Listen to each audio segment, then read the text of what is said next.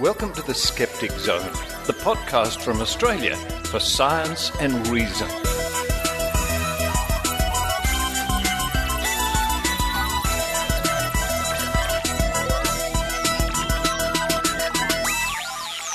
Yes, it's the Skeptic Zone podcast, episode number 423 for the 27th of November 2016. Richard Saunders here with you from Sydney, Australia. Let me have a look out the window. Overcast. Overcast. Maybe a bit of rain. Get the washing in, looking at that weather. What's coming up on the show this week? We're going to kick off with a grain of salt from Eran Segev, part of his continuing reports. My goodness me, he was busy from QED a couple of months ago now in Manchester. This week, Eran chats to Myles Power, a YouTuber who fights misinformation on GMOs, black salve, that's nasty stuff, and many other things. I quite like Myles. He points out various problems with magical thinking and quackery. Really, that black salve is awful stuff. An interesting interview I'm sure you'll find coming up at the top of the show. And don't forget, you can find links to Myles' videos and online activities on the show notes this week. After that, Brew Ha Ha from Australia's Science Channel. In a new series we're trying out on the Zone. It's working quite well. Very short snippets of information. This week, Tania Meyer looks at large telescopes in China. Would you like to go and visit? Then it's Maynard's spooky action. Now, for some crazy reason, Maynard, our reporter Maynard, ended up with a ticket to go and see Dr Lisa Randall here in Australia. Luckily for me, I was there too. What a night it was. Fascinating. What an interesting series of topics and issues were brought up. Everything from dinosaurs to the speed of light. It was fascinating stuff. A report on the evening from Maynard, including a short interview with Dr Lisa Randall herself, Signe Dean and Ian Bryce from Australian Skeptics, and a smattering of other people to give their thoughts and impressions on the evening itself. And thank you once again to Think Inc. After that, another blast from the past in our continuing look at the Mind Body Wallet Festival over the years. This time we pick a report from 1998 from Dr Trevor Case, who visited the Mind Body Wallet here in Sydney with some committee members at the time. I can't help but thinking one day it would be nice to have the whole Mind Body, I nearly said spirit by accident, Mind Body Wallet Festival raided by the federal authorities or the health authorities or the Boy Scouts or anybody. Goodness me, what goes on there? And then to round off the show, news from the Australian Skeptics National Convention. They had their national convention in Melbourne. In fact, it's still going on as I speak. Day 2. I think Edzard Ernst is up there speaking right now. And I know our reporter Heidi Robertson will be on a panel later on. And goodness me, our dear reporter Joe Alabaster gave a talk there yesterday. I was so proud to see photographs and see that she was giving a report. Good on you, Joe. Great work. And looking forward to having Evidence Please back on the Skeptic Zone in due course. Anyway, from the National Convention, we're going to find out the winner of this year's Bent Spoon Award. Oh, the award nobody wants to win. Also winners of Skeptic of the Year, Life Memberships, and the Fred Thornett Award. Who's going to win? Who has won? If you don't know, find out at the end of the show. Don't forget, people in Sydney who couldn't make it to the convention, you can see Michael Marshall this Tuesday night at a special Skeptics in the Pub.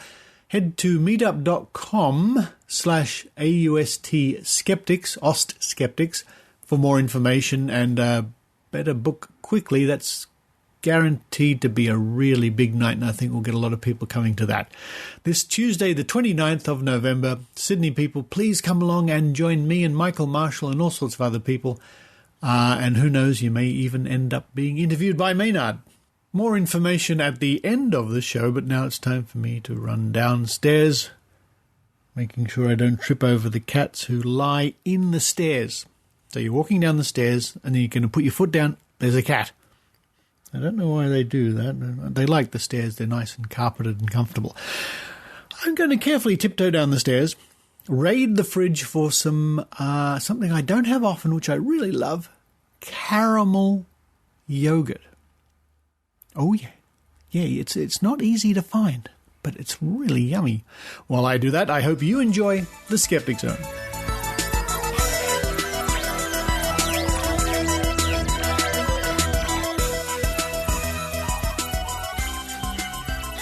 Grain of salt, grain of salt, grain of salt. Let's all take this with a grain of salt. Here's Eran Segev. Grain of salt now, grain of salt, you gotta take it with a... So, Myles, Hello. how are you doing? I'm doing well, thanks. Yourself? Very good. It's been a year to the day, A hasn't it? year to the day. So when we first got introduced all the way down in Brisbane, I mean, you can't get much further away, really, can No, you? you can't. No. So, I'm here with Myles Power, who's a YouTuber. And you spoke yesterday at Skeptic Camp. Yeah, hi. Can you tell us what you spoke about? Yeah, so I was giving a snippet of a talk that I'm giving called Will GMOs Kill Us All? Which is, okay, I think it's a great title. It hasn't gone down very well, but never mind. My talk really is I look at prominent papers out there, the cornerstones of the anti-GMO movement, the scientists and the big shooters are basically saying that GMOs are nasty. And I look at these papers and just using clear English and just saying, hey, this is what it actually says, show that actually they're rubbish. Yeah, so I just go through these papers, tell people what they were promoted as saying, then we go through them and we see if they've got any problems with the experiment. With the Seralini paper, it's a small number of rats, and also the rats that they used are known to spontaneously grow tumours that they said were the result of GMOs and Roundup. So it's just going through that and saying that, hey, these are rubbish, and why is it okay for certain organisations to push these papers that are rubbish? We wouldn't think it's acceptable for, say, a major political party to say vaccines are rubbish. Vaccines are rubbish. Look at this Andrew Wakefield paper. We wouldn't find that acceptable. We would say, no, shut up. But for some reason, it's okay for anti-GMO papers to do that. So, is this something, so the talk you gave yesterday, I think it's not much of a spoiler for listeners to the Skeptic Zone, is that the GMOs are not going to kill us all. Well, it depends. Not based on the evidence that we have at the moment. Well, I always say this, the ability to genetically modify something is a tool and not the final product. If you genetically modify something to produce something terrible that's going to kill you, it's going to kill you. Yes. But anyone who says that just the mere act of genetic modification is inherently evil, causes horrible things, don't know what they're talking about.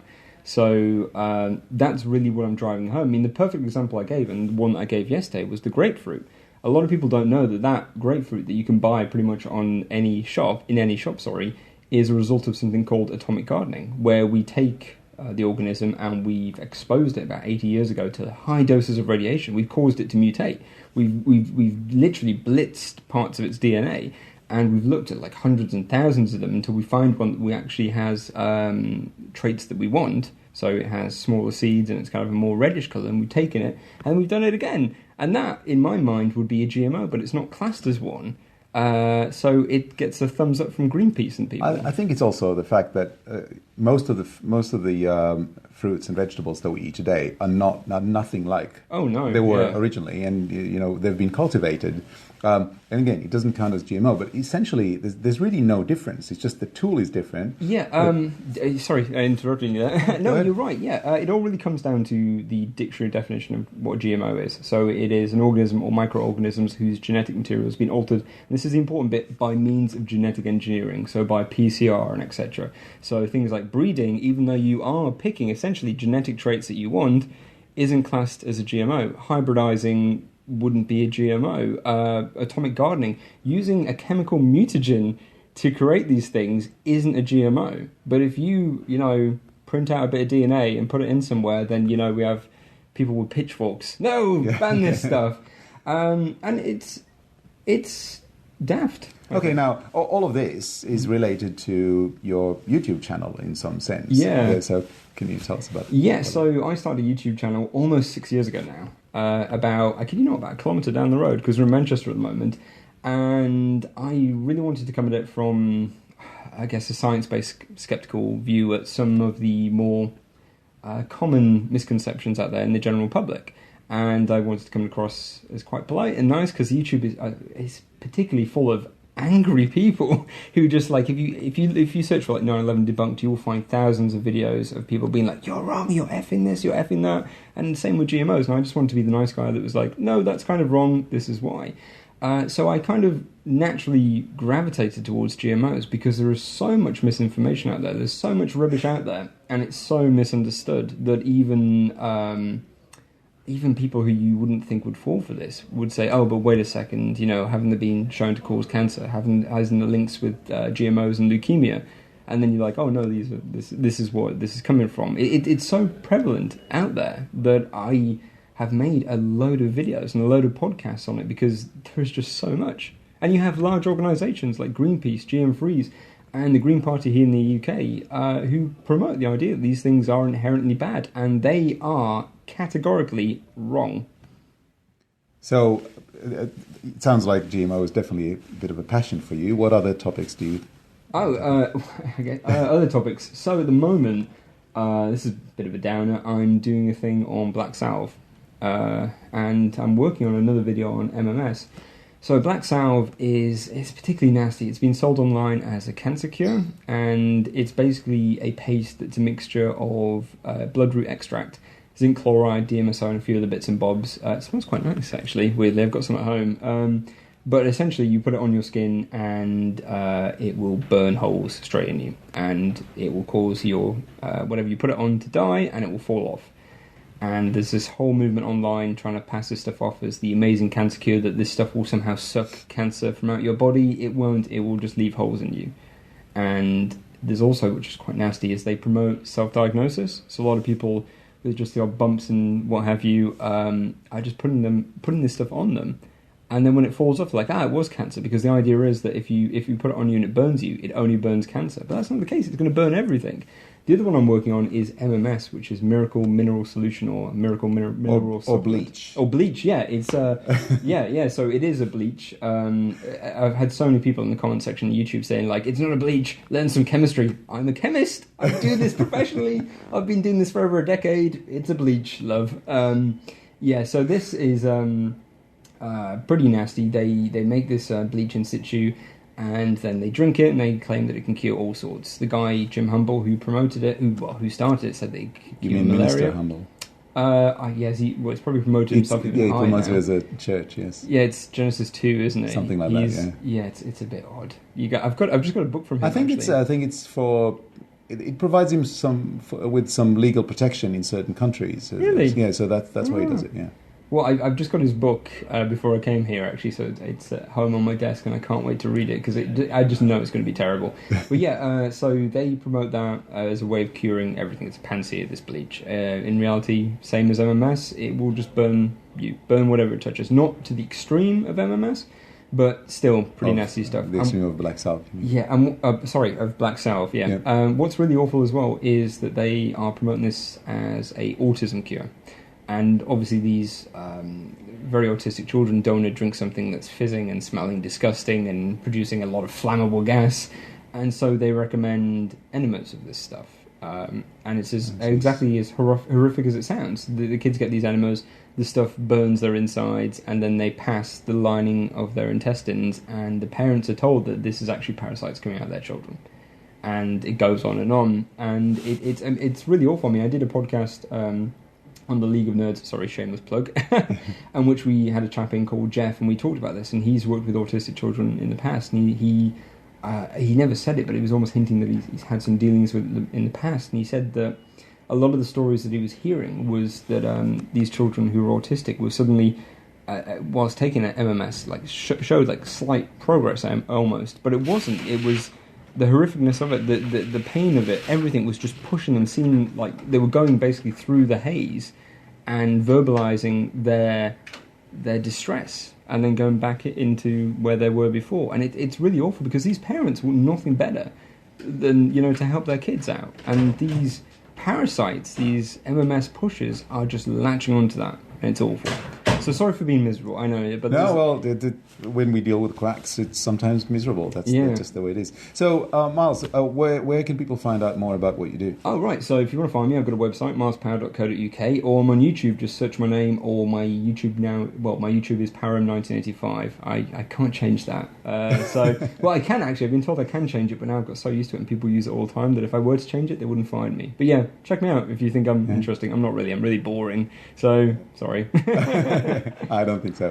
Thank you very much, Myles. No problem. Grain of salt now. Grain of salt, you gotta take it with a...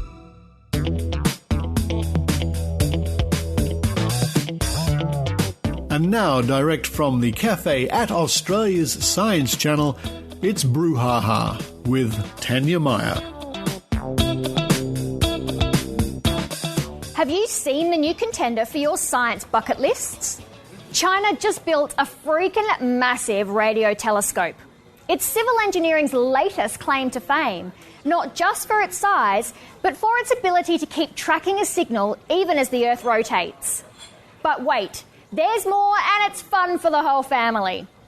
While the telescope's searching for alien radio signals, you can watch the giant dish from the mountaintop observation deck. Hang out at the theme park, essential to all radio telescopes, of course. Stay overnight in the astronomy-themed hotel and even take home a souvenir. Maybe a T-shirt saying, "I went to China and all I ate was this dish." Or maybe just a postcard, as electronic gadgets aren't allowed, even in flight mode. So what else is on your science bucket list? CERN, the Northern Lights, Kennedy Space Center, Yellowstone National Park, Tatooine, Deep Space Nine, the Death Star, Mars, Mordor. For more Brew Ha Ha and Australian science, head for www.australiascience.tv.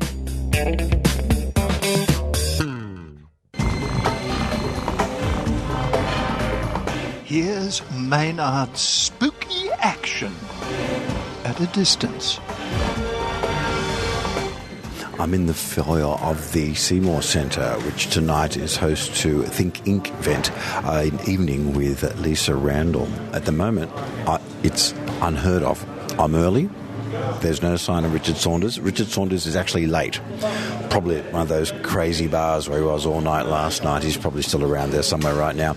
But we're going to be taken by a guide to a special area of the Seymour Centre fairly shortly, where we will meet Dr Lisa Randall. Now, I'm going to be asking some questions about cosmology. I'm going to be asking a few questions about the meaning of the universe. I'm going to be asking why is there a hemispherical type object on the poles of both Neptune and Saturn. Stuff like that. Really important stuff. Should you kiss on a first date? That sort of stuff. Who have we got here? I'm Signe Dean. It's good to see you here once again. I like people to recognise your voice. And now, why are you along here? Because is astrophysics your thing? What's your exciting thing about science anyway? What's your area you love? All of them. Okay. All of them, basically. So any science thing, I'm going... You'll probably see me there. Any science writing thing, any science festival. Marine biology? Sure. Okay. Right. I love marine biology. Okay. Cryptology? Sure, I don't know that much about cryptology, but I would be interested in it. Mm-hmm. Archaeology? Oh, yeah. Wow, okay. Oh, definitely. Okay. You can just keep throwing scientific areas at me, but because my job also involves about writing around large, just different areas, it's all of it, basically. I've written about mathematics, I've written about space, I've written about biology, conservation, energy. So you just have to be across all of it when you're a science editor. I know. It's a bit like, well, it's kind of like being the sports editor, but then again, yeah. I don't know. I've never been a sports editor. Oh, no. Look, who cares? Sports, I say. Now, can you understand the formula that her name is attached to, the one that influences gravity? No, I haven't looked into that, actually, but it sounds like she's done a lot of really interesting astrophysics work, and I'm mostly interested also in her latest book called Dark Matter and Dinosaurs. I haven't read it yet. I haven't picked it up yet, but I'm hoping to get a copy tonight. And I was a bit puzzled by that because I thought, why pick dark matter? You might as well just say hydrogen caused it. Why is that? because, well, there's lots of dark matter in the universe, there's lots of hydrogen. Why not make hydrogen the culprit? Yeah, but there's more dark matter than hydrogen. Get out. Really? Yes, because I think dark matter... hydrogen's number one. I saw it on the periodic table. Yeah, but that's of the stuff we can see, and the stuff we can see is only like 5% of everything else. So dark matter is by far the most abundant thing out there. Once again, you're correct. My tiny ape brain has not been thinking hard enough. No, I think you're being too hard on yourself. What are you looking forward to Lisa talking about on stage tonight?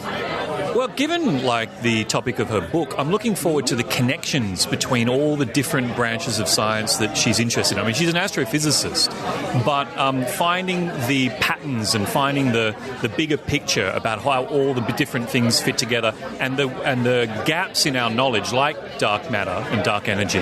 That's what I'm really interested in, is seeing the whole lay of the land, how everything fits together, and what are the uncharted territories that we might be able to learn some more about. And tonight she's actually the subject of a sleep deprivation experiment as well, so we'll hope for the best. Yeah, sounds like it. But I think that's the last event, so then she'll be off the hook and she can enjoy Australia for a little bit. She'll be off down the cross, obviously. Oh, right, okay. And she'll be disappointed because it'll be shut. So I'm talking with Dr Lisa Randall, and I believe you're very tired. Are you just off the plane, are you? I'm not just off the plane, but I've been taking many planes since I've been here, so I'm a little tired. Have you got any advice as someone with many degrees as to how the rest of us can somehow avoid jet lag? Nope. Okay. I think sleeping a lot is a good idea. Oh, okay. Well, if you can. I'm hoping you get some today. What sort of questions have you been getting people here? They've been talking about your dark matter dinosaur connection, have they? Yeah, a lot of people want to know about dark matter, about all the research that I do, in fact, yeah. Okay. And so is it difficult when you're doing a presentation such as this that's so technical when you're so tired? You might slip up with something. Does it make you extra nervous, or you just power through? It just makes me tired. Does it remind you of your days when you had to sit for exams and just keep staying? No? Very different. Yeah. I mean, yeah, I know this stuff. It's okay. And it's fun to see the enthusiasm in the audience, so that's good. And what do you think of the attitude towards women in science in Australia? Is it any different to what because you're talking about that in America? Is there anything? Hard to say. I mean, I've seen some wonderful women scientists here. That's all I can say. So I don't really know. Okay. But it seems like people are enthusiastic to see us here. But, I'm here to talk about science, and people want to hear about it, so it's great. Ladies and gentlemen, this evening with Dr Lisa Randall will commence in 10 minutes. Please make your way upstairs to the York Theatre, entering through doors 4 and 5. Thank you very much. Down May the aisle remind to you the that no hot left-hand drinks or glassware side, then the aisle to the taken left-hand side. inside. Cold drinks.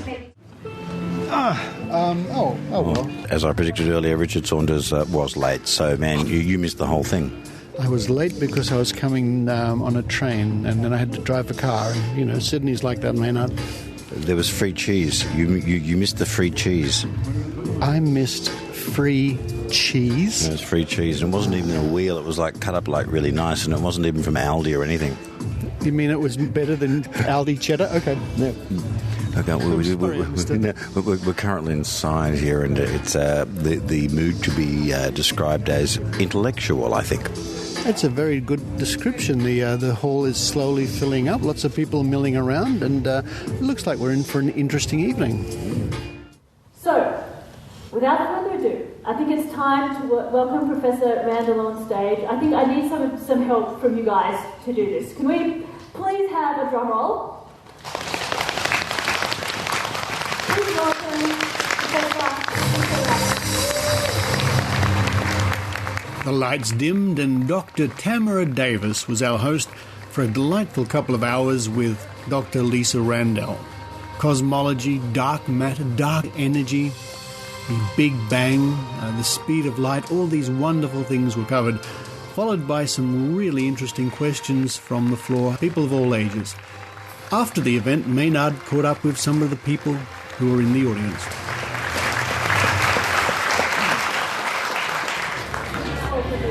Well, people are streaming out now after a fairly exciting bit of science there, but someone who should be doubly exciting because they got a free ticket here. You're a winner in the world of the Skeptic Zone. Who are you and how did you win and what the hell did you win anyway? Hello, I'm William Broughm. I've been with Australian Skeptics and Skeptics in the Pub for a while now, and I hadn't been to a meeting for about 6 or 7 years. I saw Richard in a supermarket in Waterloo, Aldi, a bit of advertising. And he's in the dairy section, or he's a bit of a ham man, really? He's often seen, look, when he gets over to, what's that bloody place you go to? Costco. When he gets to Costco, he buys a giant salmon the size of a Datsun and takes it home. So what was he up to in the fridge there?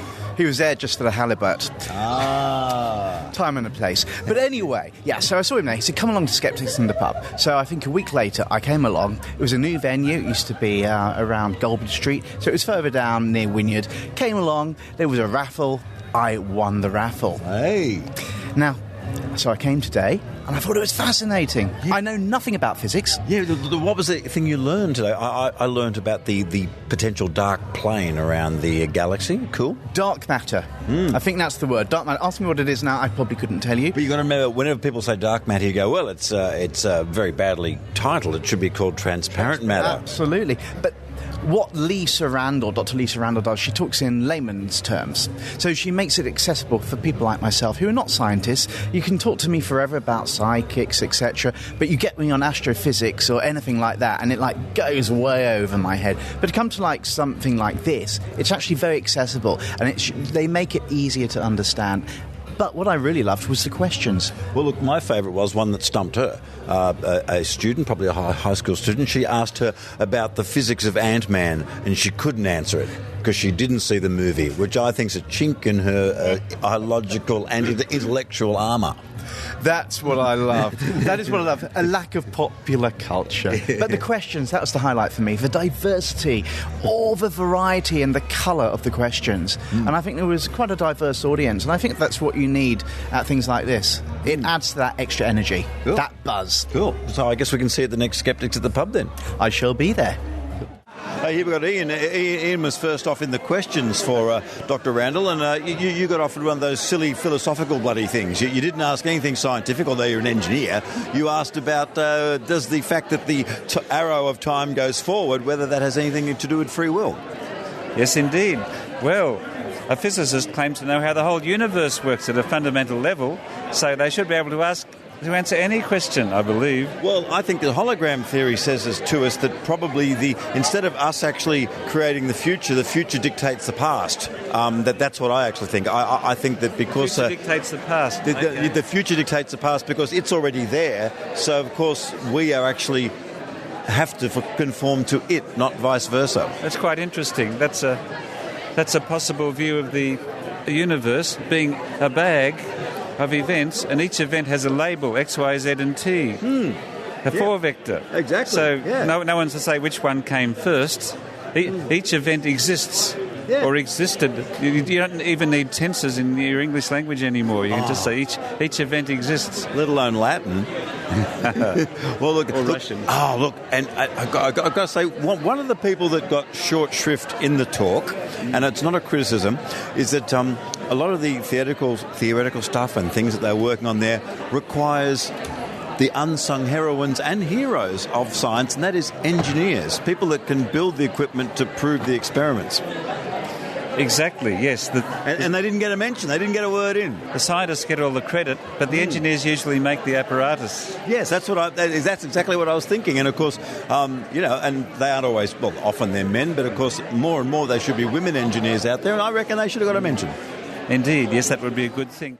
Look, yes, I know, but you're about to talk to Dr Lisa here and Dr Randall here, and you're a huge fan. What's your name and what are you studying? My name's Siobhan, and I've just finished my physics degree at ANU in Canberra. High distinction? I don't know yet. Results haven't come out yet. Oh, it's that nervous time where you don't find out for a while there. So what was it like actually getting to ask her a question? Yeah, it's pretty great. I mean, I've admired her from afar for many years, so to actually be in the same room as her is quite cool. Oh, okay, cool. And you got another chance here. You're going to ask her something again? No, probably not. She's a very busy person, it's been a long night already for her. Okay, thank you. And look, just on one note here, I'm incredibly disappointed that there was not one mention of Planck time. The entire night we had almost an hour and a half of theoretical physics there, and the phrase Planck time was not mentioned. so disappointed because I still don't know exactly what it means.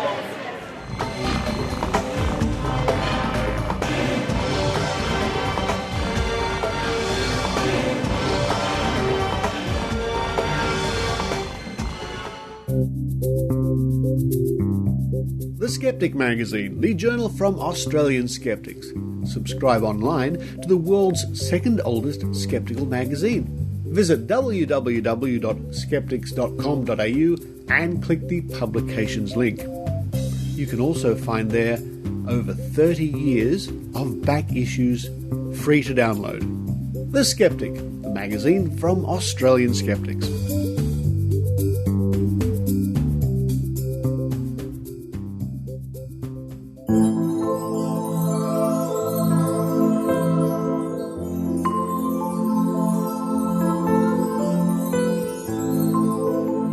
Another look at the Mind Body Wallet Festival, this time from 1998, from the Skeptic Magazine, the Australian Skeptics Journal, Volume 18, Number 2.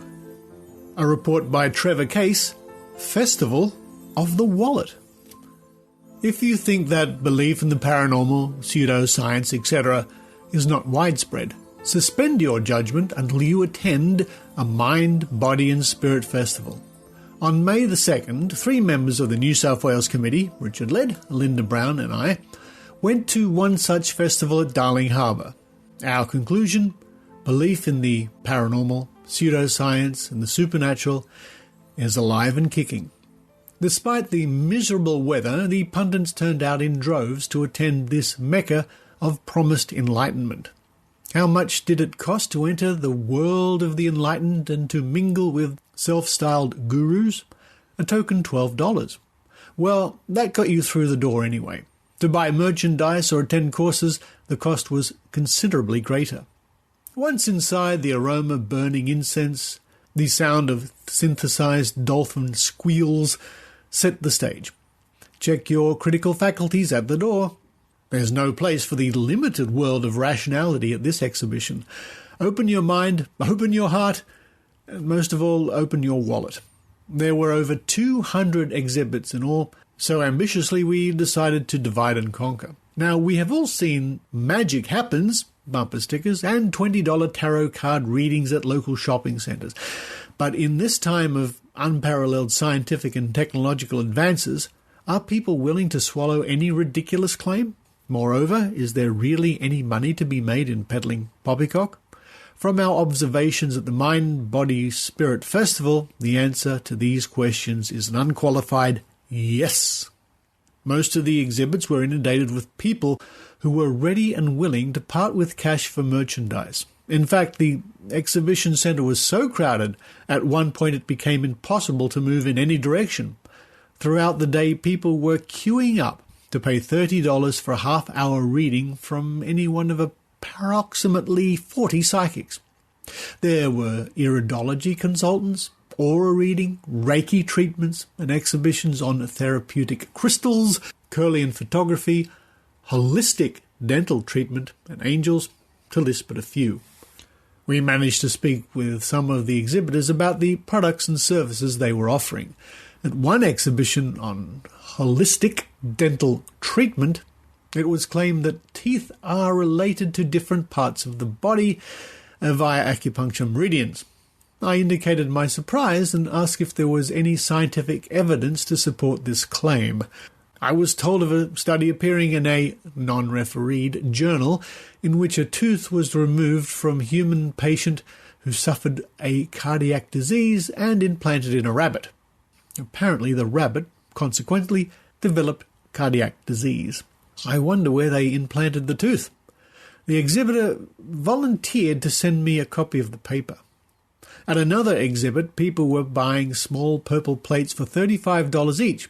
The exhibitor claimed these plates were made from aluminium and that the atoms of the aluminium had been altered so that the device is in tune or in harmony with the energy of the universe. The order form for this, quote, positive energy plate, end quote, promises that the energy can be felt, quote, by many sensitive people, end quote. A similar product is claimed to increase the fuel efficiency of your car and ranges in price from $75 to $200 depending on the size of your car.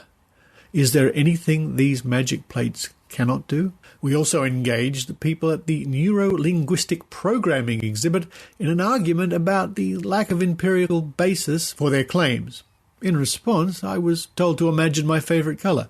I still cannot determine how this exercise had a bearing on the argument. Perhaps I would need to pay the $2,140 Neuro-Linguistic Programming Practitioner training fee to find out.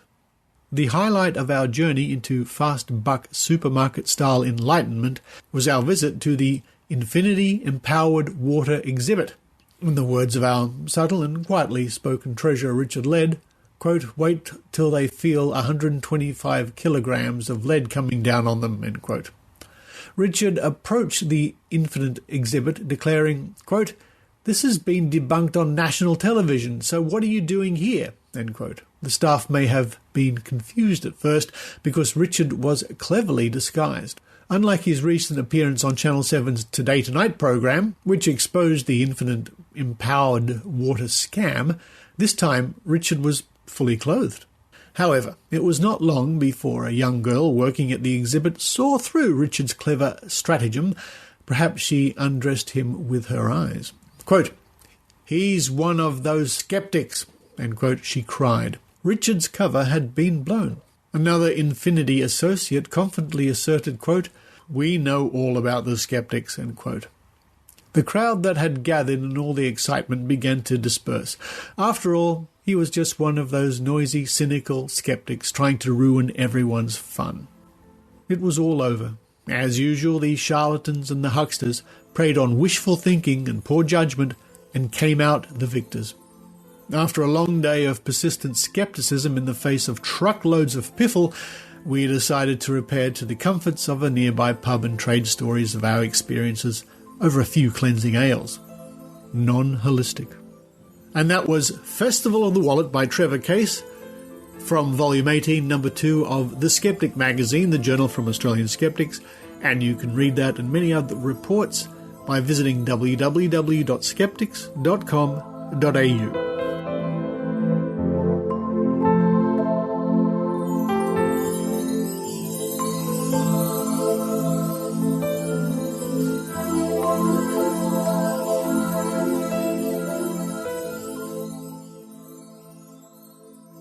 Truth is there to claims of risk caused by the treatment of beef cattle with antibiotics? I'm Tamara Robertson, and you're hooked up to the Feeding Tube. The Feeding Tube is the web video series that brings you the real facts behind popular food myths. Food woo is the most pervasive pop pseudoscience out there right now, and it desperately needs debunking. Each 3-minute episode is suitable for general audience and is produced by scientists for everyone. The Feeding Tube. Check it out. feedingtube.tv.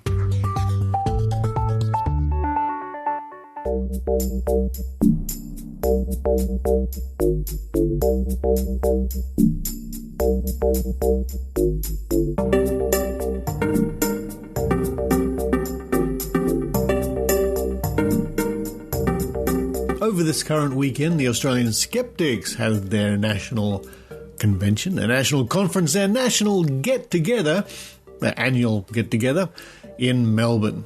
And here is the press release from the awards that were given on the Saturday night gala dinner. Australian Skeptics Awards.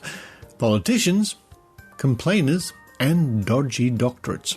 Celebrity winners of the 2016 awards from Australian Skeptics include a Victorian government minister, a Melbourne academic, a serial complainer, and a controversial anti-vaccinationist and her Australian university.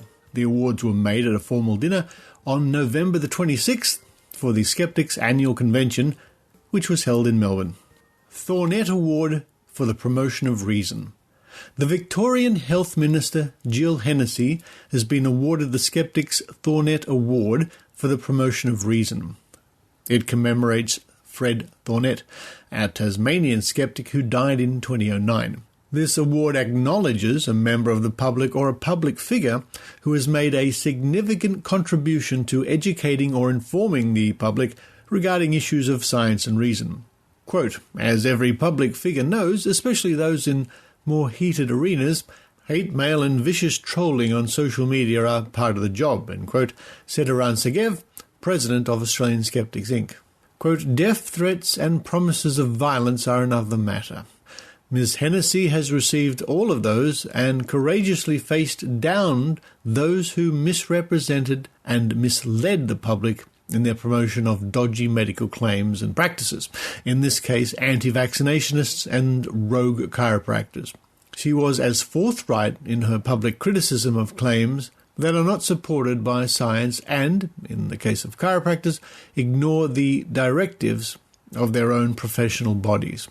She also went public in revealing the mail she received, usually anonymously, from those who disagree with her, disagree so much as to threaten violence and even death for daring to point to their errors and misleading statements, end quote. Skeptic of the Year. Another positive award from the skeptics is Skeptic of the Year, given to those in the skeptical communities whose efforts go above and beyond what can be reasonably expected of committed campaigners.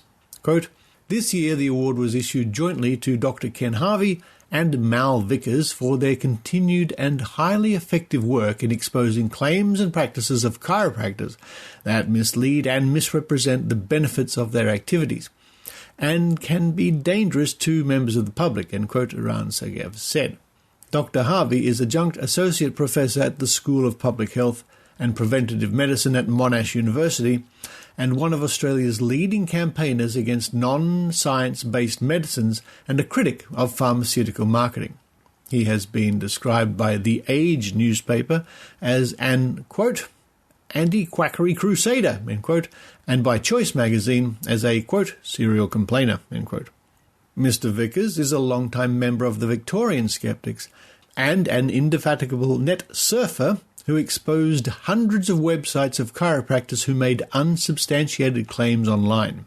Quote, Harvey and Vickers also exposed the inadequacies of the professional bodies that supposedly oversee these practitioners ignoring misleading claims and damaging activities and thus indirectly ignoring the protection of the public, end quote, Segev said. Quote, no more, though, thanks to the efforts of Harvey and Vickers.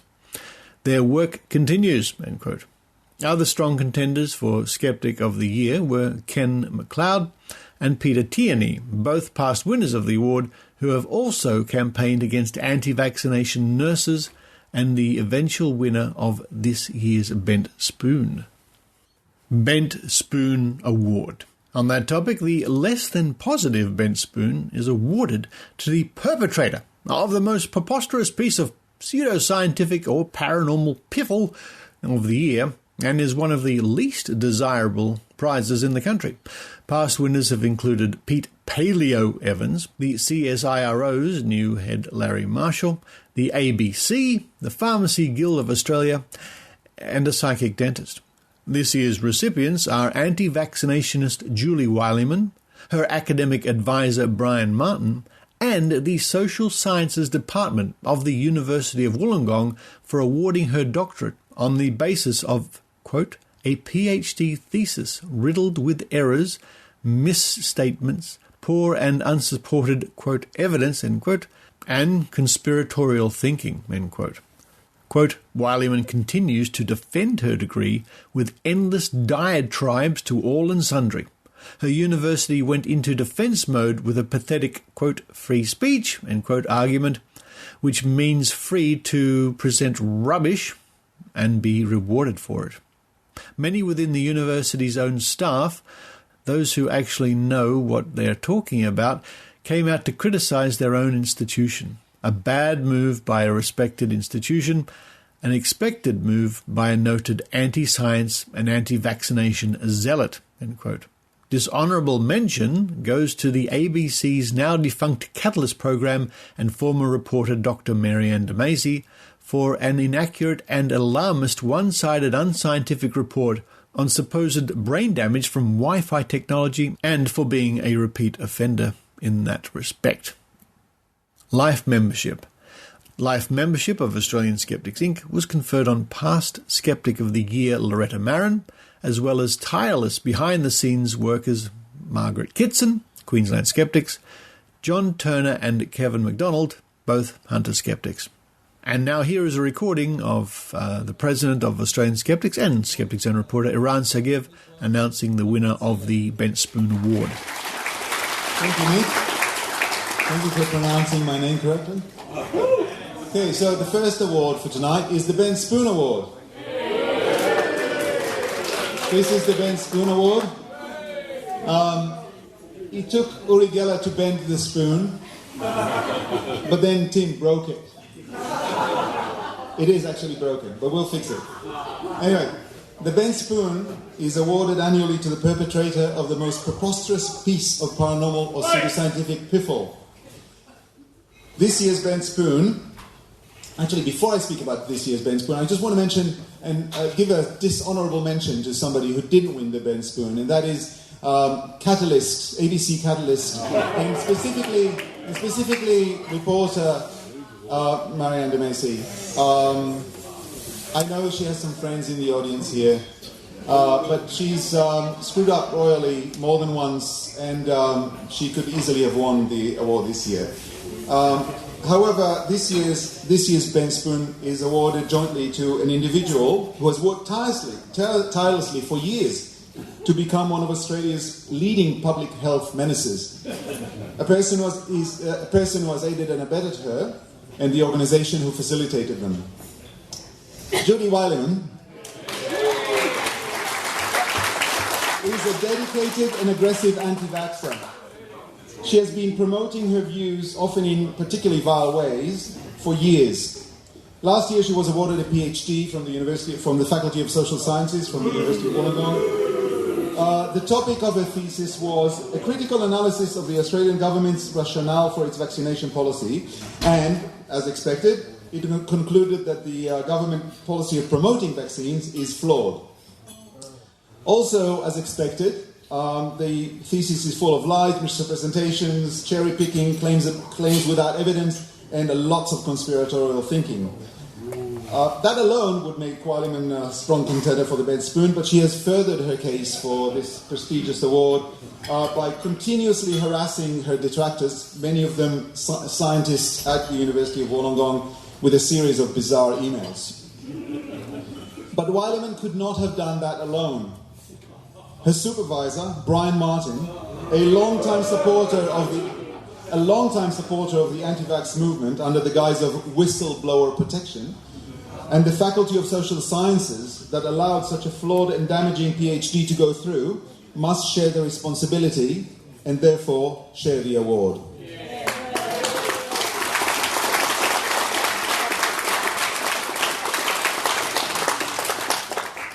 So, actually, I think if Richard were here, he would say, let's all do a raspberry for better. Yeah. They definitely deserve a raspberry. Okay. Congratulations to the worthy winners of this year's awards from Australian Skeptics.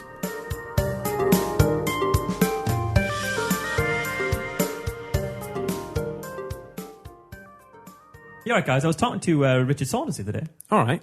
He said if we record a trailer for our podcast, Skeptics with a K, he'd play it on their show. Well, that's nice of him. That's very generous. It's pretty good. I'm not sure what we could do, though. I mean... Well, I suppose you tell people what the show's about. But it's basically just this. Yeah, but we talk about science and skepticism and things. That's true. I suppose you mentioned the website address. What, merseyside-skeptics.org.uk? Yeah, or just like search us on iTunes. Oh, and then we could end with like a big song like The Skeptics with a K podcast. No. Don't do that.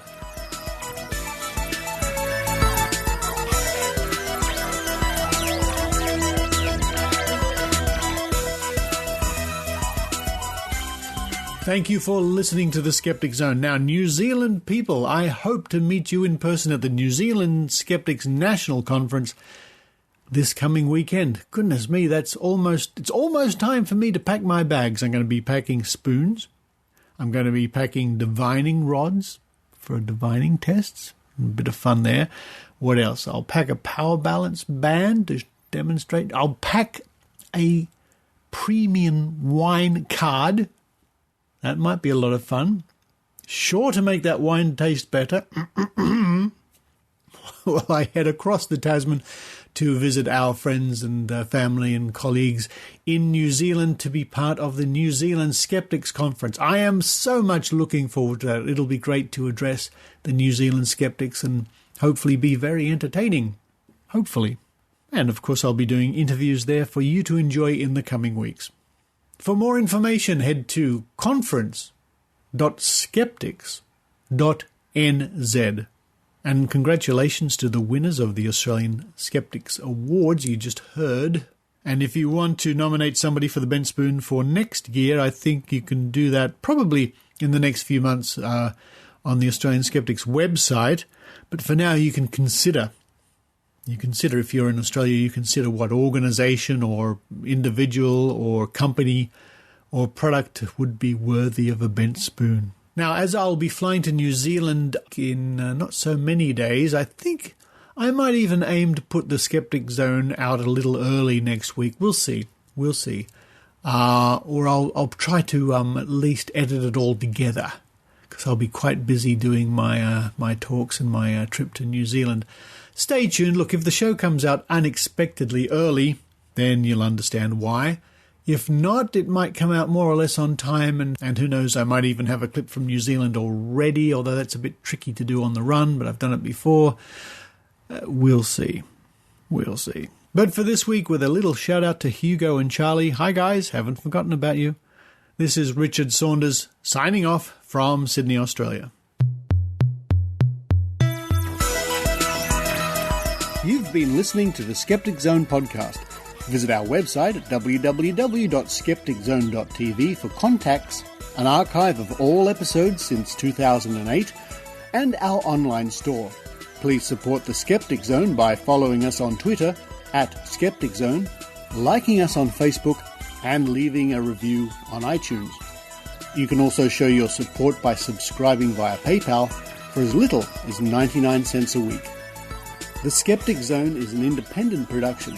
The views and opinions expressed on the Skeptic Zone are not necessarily those of Australian Skeptics Inc. or any other skeptical organisation.